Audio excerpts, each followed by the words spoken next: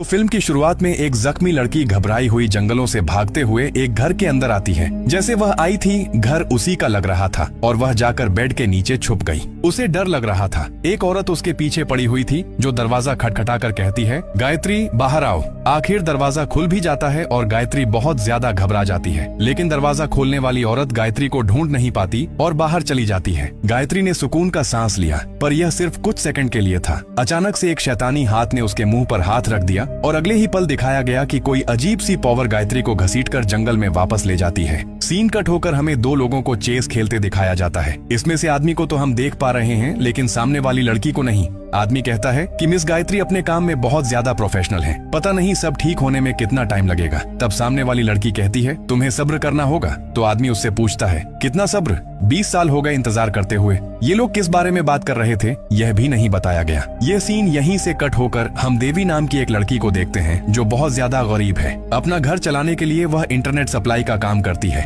उसकी mom mentally stable नहीं है और उसका ज्यादा वक्त उनका ध्यान रखने में निकल जाता है। देवी की मॉम हमेशा उसे यही कहती रहती थी कि एक दिन वो आएंगे और तुम्हें ले जाएंगे, तुम्हें नुकसान पहुंचाएंगे, मुझसे दूर कर देंगे। तब देवी उन्हें गले लगाती है और कहती है, यहाँ कोई नहीं आ रहा मॉम। देखिए, बचपन से आप यही कहती आ रही हैं कि वह हम दोनों को ले जाएंगे, लेकिन आज तक कोई नहीं लेने आया और आज भी नहीं आएगा। उसकी मॉम अब उसके भाई के लिए भी बहुत ज्यादा परेशान हो रही थी। घबराहट में वह अपने भाई को कॉल करती है और पूछती है, तुम कहाँ हो? सीना बताता है, मैं अपने बॉस दिरहम के साथ हूँ और नाइट शिफ्ट कर रहा हूँ। हालांकि वह झूठ बोल रहा था। वह अपने बॉस की वाइफ के साथ था और ये काम वह ज्यादा पैसों के लिए करता था, लेकिन आज से शायद ये खत्म हो जाता क्योंकि उसके बॉस की वाइफ ने उसे बताया कि तुम्हारे बॉस को सब पता चल गया है। जैसे ही अब सीना घर आता है तो देवी उसे बहुत डांटती है क्योंकि उसके हमेशा घर आने से उसकी मॉम की तबीयत खराब हो जाया करती थी। खैर, सुबह होते ही देवी अपने काम पे चली गई। उसे इंटरनेट कनेक्शन लगाना था आज पुलिस स्टेशन में, लेकिन इंस्पेक्टर मना कर देते हैं कि वह देवी से इंटरनेट कनेक्शन नहीं लेंगे क्योंकि देवी के भाई ने उसकी वाइफ के साथ अफेयर रखा और इसी चीज का गुस्सा उसने देवी से निकाला।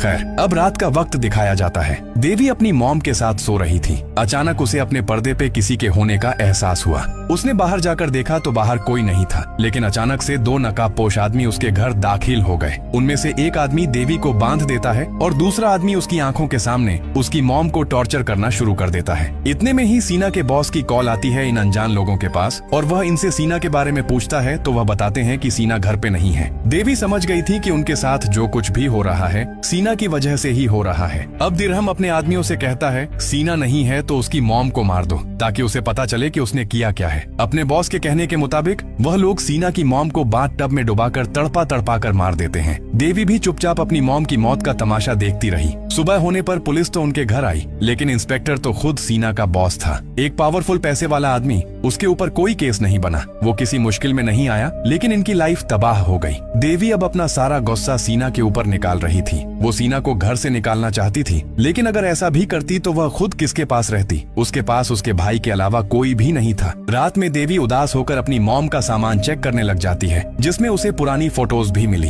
एक पिक्चर में उसके डैड भी थे और यहाँ हमें देखने को मिला कि उसके डैड और कोई नहीं बल्कि मूवी के स्टार्ट में दिखाया जाने वाली मिस्टर अगन थे, जो किसी औरत के साथ चेस खेल रहे थे। अभी वो यही पिक्चर्स देख रही थी कि अचानक से उसके कमरे की लाइट चली गई। उसे बहुत अजीब फील हुआ। उसे ऐसा फील हुआ जैसे उसके पीछे कोई बैठा हुआ है। उसने पीछे मुड़कर देखा तो पीछे उसकी मॉम बैठी हुई थी, जिन्हें देखकर वो डर गई क्योंकि उसकी मॉम तो मर चुकी थी। अचानक ही लाइट आ गई और उसकी मॉम वहाँ से गायब हो गई। इसलिए देवी को लगा कि जो कुछ उसने देखा है वह उसका वहम है। अगली सुबह दिखाया जाता है कि अब मिस्टर अगन यानी देवी और सीना के डैड इन लोगों से मिलने के लिए आए थे, लेकिन देवी उनसे कोई बात नहीं करना चाहती थी क्योंकि सालों पहले वह उन्हें छोड़ चुके थे और उनकी वजह से इन लोगों ने बहुत मुश्किल लाइफ गुजारी। मिस्टर अगन अपने बच्चों को लेने के लिए आए थे, लेकिन देवी जाने को तैयार नहीं थी, पर सीना जानता था कि उन्हें अपने डैड के साथ ही जाना चाहिए क्योंकि जो कुछ उसने किया था उसकी वजह से उसकी मॉम तो मरी ही थी। उसकी जॉब भी चली गई थी। अब पैसे उनके पास थे नहीं, यह घर चलता कैसे? फिलहाल के लिए मिस्टर अगन वापस चले जाते हैं, सीना से यह कहते हुए कि तुम अपनी बहन को समझाना, मैं फिर तुम्हें लेने आऊंगा। रात हो गई थी। देवी सोने के लिए चली गई, लेकिन अचानक उसे बाहर से टैप के चलने की आवाज आई। उसे लगा शायद सीना टैप खुली छोड़ गया है। उसने बाहर जाकर एक टैप बंद की तो अंदर वॉशरूम से दूसरी टैप खुलने की आवाज आ गई। इस मर्तबा टैप की आवाज के साथ साथ उसकी मॉम की आवाज भी आ रही थी, जो काफी डरावनी थी और डरी हुई भी लग लग रही थी। उसकी मॉम देवी से कहती है, देवी मुझे बचा लो। देवी जैसे ही वॉशरूम का दरवाजा खोलती है तो उसे अपनी मॉम की लाश बाथ टब में नजर आती है। अगले ही पल जैसे ही वह पीछे मुड़ी तो उसकी मॉम ने आकर उसका चेहरा पकड़ लिया और इस टाइम वो खुद भी काफी भयानक दिख रही थी। वो चीख चीख कर देवी का मुंह पकड़कर कहती है, देवी मुझे बचा लो, मैं खतरे में हूँ। और इसी खौफ से देवी की आंख खुल जाती है और हमें पता चलता है कि यह सब देवी का एक ख्वाब था। उसकी चीख सुनकर सीना भी कमरे में आया और उसे समझाने लगा, देखो देवी, हम इस घर में नहीं रह सकते। यह घर हमारी मॉम की यादों से भरा है, हमें यहाँ से चले ही जाना चाहिए। देवी की जो दिमागी हालत हो गई थी उसे देखते हुए वह भी मान गई। अगली सुबह को मिस्टर अगन अपने बच्चों को लेने के लिए आ जाते हैं। चुपचाप सीना और देवी अपना सामान रखकर उनके साथ चल पड़ते हैं। खैर अब ये लोग घर पहुंच जाते हैं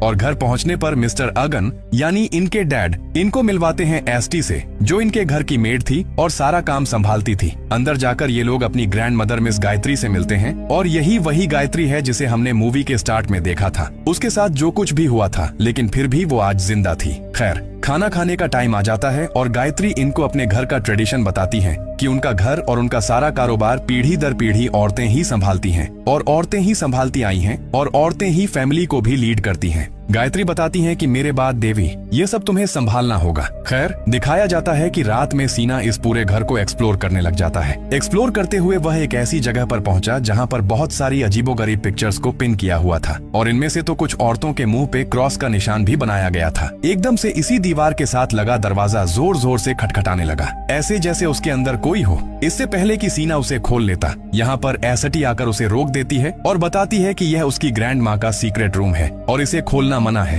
रात में अब हमें देवी को दिखाया गया। वह जब अपने गाने सुन रही थी तो गानों में ही उसे किसी की विस्पर सुनाई दी। उसने डरकर अपना म्यूजिक बॉक्स ही बंद कर दिया। फिर उसे अपनी खिड़की के पीछे कोई दिखाई देने लगा। उसने जब गौर किया तो यह उसकी मॉम थी। वह डर गई। मॉम का चेहरा जख्मी था और बहुत ही डरावना दिख रहा था। वह इसे अपना वहम समझती है और ब्लैंकेट में मुंह करके जब वह बाहर निकालती है तो देखती है कि उसकी मॉम अपने टेढ़े मेढ़े जिस्म से चलती हुई उसके करीब आ रही थी। वह बहुत ज्यादा डर गई। आहिस्ता आहिस्ता करके उसकी मॉम उसके बेड के बिल्कुल करीब आ गई और आखिर में बस हमने देवी की चीख को सुना। अगली सुबह गायत्री देवी और सीना को लेकर अपने फार्म हाउस आती है। उन्होंने देवी को बताया कि कैटल फार्मिंग हमारा फैमिली बिजनेस है। यहाँ पहली मर्तबा देवी ने एक कैटल को ज़बह होते देखा। ये देखकर उसे अजीब से हेलुसिनेशन होने लगे। उसे लगा जैसे इस कैटल की जगह उसकी मॉम आकर लेट गई है और उसकी मॉम के गले पे छुरी रखकर उन्हें ज़बह कर दिया गया और खून की एक बड़ी फुहार निकली। अपनी सी हेलुसिनेशन से उसे वॉमिटिंग भी होने लग गई। गायत्री और एसटी ने उसे संभाला। इसके बाद गायत्री यहाँ पर काम करने वाले मिस्टर जाका से देवी को मिलवाती है, जो अब देवी को सारा काम समझाने वाले थे। रिपोर्ट्स पढ़ते हुए जाका ने बताया कि पिछले 3-4 सालों से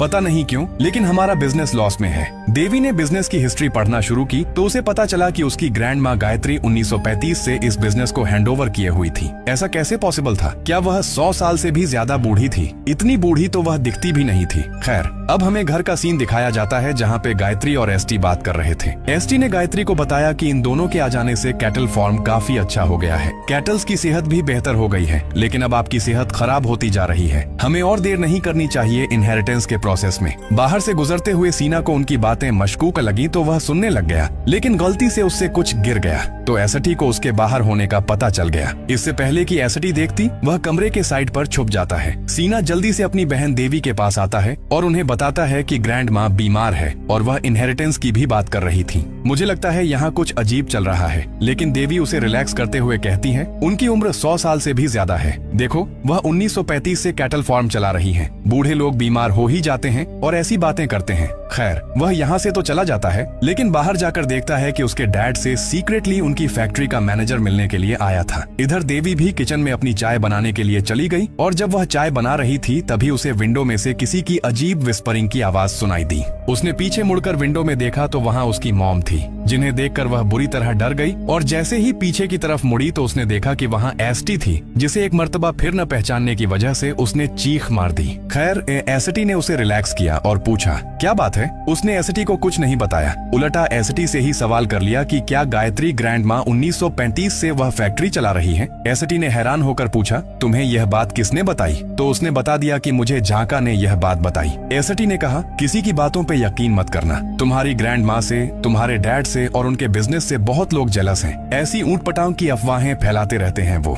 एसटी उसे मशवरा देकर जाती है, अगर तुम्हें कोई भी डाउट हो तो तुम अपनी ग्रैंड माँ से आकर पूछना। अब एसटी भागते हुए गायत्री के पास आती है और कहती है हमारे पास टाइम नहीं है, जाका और अगन ने अपना प्लान शुरू कर दिया है। हमारे पास वक्त कम है, हम ऑलरेडी 20 साल इंतजार कर चुके हैं, हमें जो करना है अभी करना होगा। तब गायत्री ने कहा, नहीं, मुझे इस सब के लिए 2 दिन और चाहिए। आखिर यहाँ क्या खिचड़ी पक रही थी, इसकी मिस्ट्री लास्ट में ही खुलेगी। यहाँ ऑफिस में जाका को पता चलता है कि आज उनके ऑफिस में छुट्टी थी, क्योंकि गायत्री ने अपने घर पे अपने बच्चों के आने की खुशी में कोई इवेंट प्लान किया था। यह सुनकर जाका अलर्ट हो गया और उसने फौरन मिस्टर अगन को कॉल करके यह सारी बात बताई कि गायत्री और एसटी अपना प्लान करने में लगे हैं। इसके बाद हम देखते हैं कि फैक्ट्री से सीना को लेने के लिए उसके डैड आए। वो उसे गाड़ी की चाबी देते हुए कहते हैं कि तुम इसे ड्राइव करना, मैंने ट्रंक में तुम्हारे लिए कुछ रखा है, उसे आज नहीं कल निकाल लेना, लेकिन उससे पहले मुझे तुम्हारे से एक वादा चाहिए। यह वादा क्या था ये हमें नहीं सुनाया जाता। घर पे दिखाया जाता है कि देवी ब्रश कर रही थी, तभी उसे अपने पीछे वॉशरूम में कोई ब्लैक चीज खड़ी नजर आई। वह डर गई। उसने पीछे देखा तो वहाँ एसटी थी, जो उसे कहती है,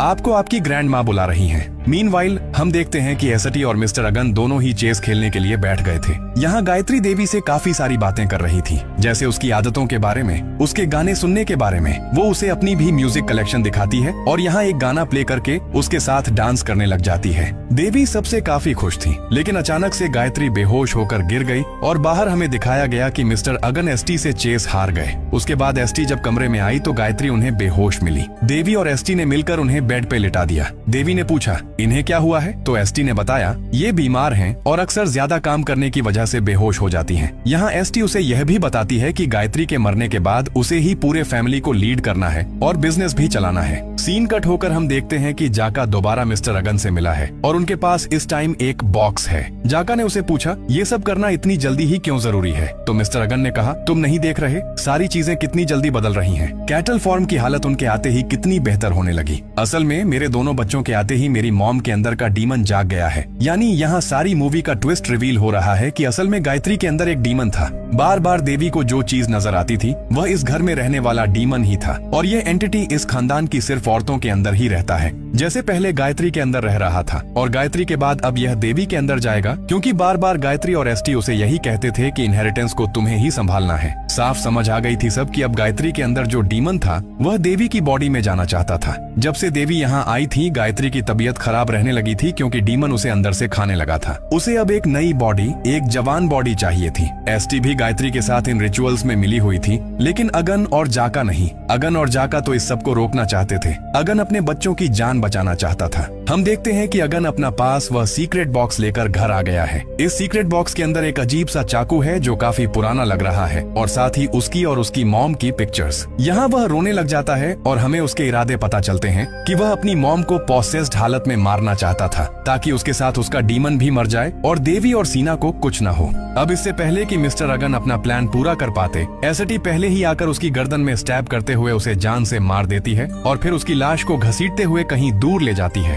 खैर सुबह हो जाती है और हम जाका को देखते हैं, जिसे सुबह सुबह मिस्टर अगन ने मिलने के लिए बुलाया था। लेकिन यहाँ आकर उसने क्या देखा कि मिस्टर अगन की लाश लटकी हुई थी। ऐसा लग रहा था कि जैसे उन्होंने सुसाइड कर लिया, लेकिन उनके गले पे चाकू का भी निशान था। इतने में ही बाकी सारा स्टाफ भी आ गया और उन्होंने जाका को मिस्टर अगन के पास देखा और जाका को ही किलर समझ लिया। वह सब जाका के पीछे भागने लगी और जाका अपनी जान बचाकर यहाँ से भाग गया। इतने में सीना और देवी भी आ चुके थे, जो सब लोगों से कुछ पूछने की कोशिश करते हैं, लेकिन जब कोई नहीं बताता तो खुद अंदर जाकर वह अपने डैड की मुर्दा लाश देखकर टूट जाते हैं। अभी वह अपनी मॉम के गम से बाहर नहीं निकले थे कि उनके डैड भी मर गए। सीना बिल्कुल टूट चुका था। वह देवी से कहता है कि हमें यहाँ से चले जाना चाहिए, पर देवी उससे कहती है, नहीं, हम यहाँ से कहीं नहीं जाएंगे। सीना उसे बहुत समझाने की कोशिश करता है कि यहाँ जो कुछ भी चल रहा है वह ठीक नहीं है, लेकिन देवी उसकी एक नहीं सुनती।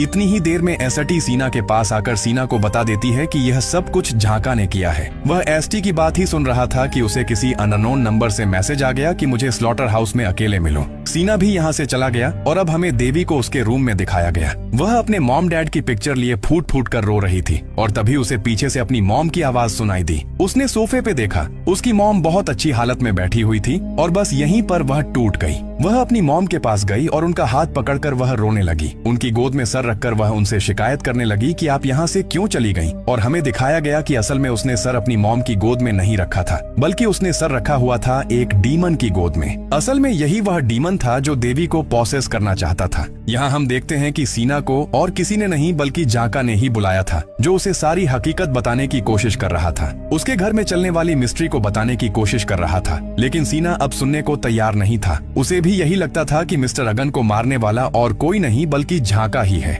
इससे पहले कि वह उसकी पूरी बात सुनता, वह उसको स्टैब करके मार डालता है और मरता हुआ झाका उसे यह बताता है कि जाकर तुम अपना ट्रंक खोलो। ये बात तो उसके डैड ने भी कही थी और अब उसे रियलाइज हुआ कि उसने काफी गलत कर दिया था। फौरन घर जाकर सीना वह ट्रंक खोलता है, जिस ट्रंक में एक बुक थी जिसका नाम था डी प्रॉफिट इनहेरिटेंस। इस किताब में उनकी फैमिली की सारी हिस्ट्री थी। उस रिचुअल के बारे में भी बताया गया था जो रिचुअल काफी सालों से इनकी फैमिली करती आ रही थी। इधर सीन कट होकर हम देवी को देखते हैं जो गायत्री के पास घबराई हुई गई है। वो उनसे कहती है, मुझे लगता है मैं पागल हो गई हूँ। मुझे अपनी मॉम दिखाई देती है। काफी मर्तबा तो वो डरावने रूप में दिखाई दी, लेकिन आज वह काफी नरम दिल दिख रही थी। यहाँ गायत्री उसकी बात काटते हुए देवी से पूछती है, क्या तुम अपनी मॉम से मिलना चाहती हो? उसे एक रिचुअल आता है जिससे तुम अपनी मॉम को मिल लोगी, लेकिन यह थोड़ा सा तकलीफ देह है। देवी ने कहा, मुझे परवाह नहीं, मैं बस अपनी मॉम से मिलना चाहती हूँ। उसके यह कहते ही गायत्री ने अपना एक चाकू निकाल लिया और अपने हाथ पे कट लगा लिया। अपने हाथ पे कट लगाने के बाद गायत्री ने देवी को भी ऐसा ही करने को बोला और देवी ने भी कट लगा लिया, जिसके बाद गायत्री ने देवी से हाथ मिला लिया।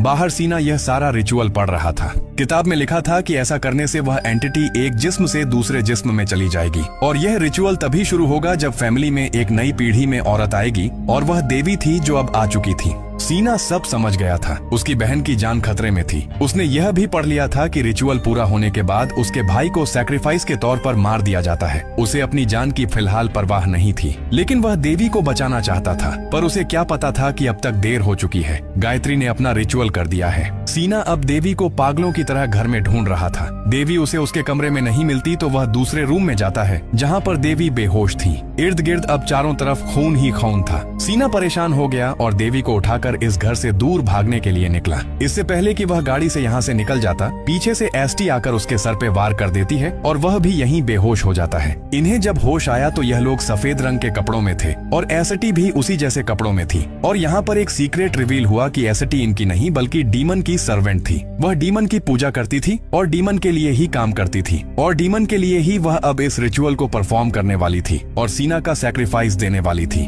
देवी पूरी तरह होश में नहीं आई थी। उसे समझ नहीं आ रहा था कि यहाँ पे क्या चल रहा है। उसने देखा कि एसटी के हाथ में एक चाकू है जिससे वह जाकर उसके भाई का यानी सीना का गला काट दिया और उसका सारा खून एक गिलास में भरकर वह देवी के पास ले आई। देवी का मुंह पकड़ते हुए जबरदस्ती यह सारा खून उसने देवी के मुंह में उंडेल दिया। ऐसा करने के बाद देवी देखती है कि यहाँ इर्द गिर्द बहुत सारी लेडीज थीं। ये सारी लेडीज इसी फैमिली की थीं और इस टाइम ये सारी मिलकर रिचुअल कर रही थी। इसके बाद हम देखते हैं कि एसटी अपना कुछ मंत्र पढ़ने लगी है। उसके मंत्र पढ़ते ही सामने मौजूद गायत्री उसकी मॉम की शक्ल में आ जाती है। उसके इमोशनल ब्रेक होते ही हम देखते हैं कि कोई काला धुआं उसके मुंह के अंदर चला गया। असल में डीमन उसे इमोशनली कमजोर करके अब उसकी बॉडी में कब्जा जमा चुका था, मतलब रिचुअल पूरा हो चुका था। देवी अब डेविल की बन चुकी थी और बस यही दिखाते हुए यह कहानी यहाँ खत्म हो जाती है।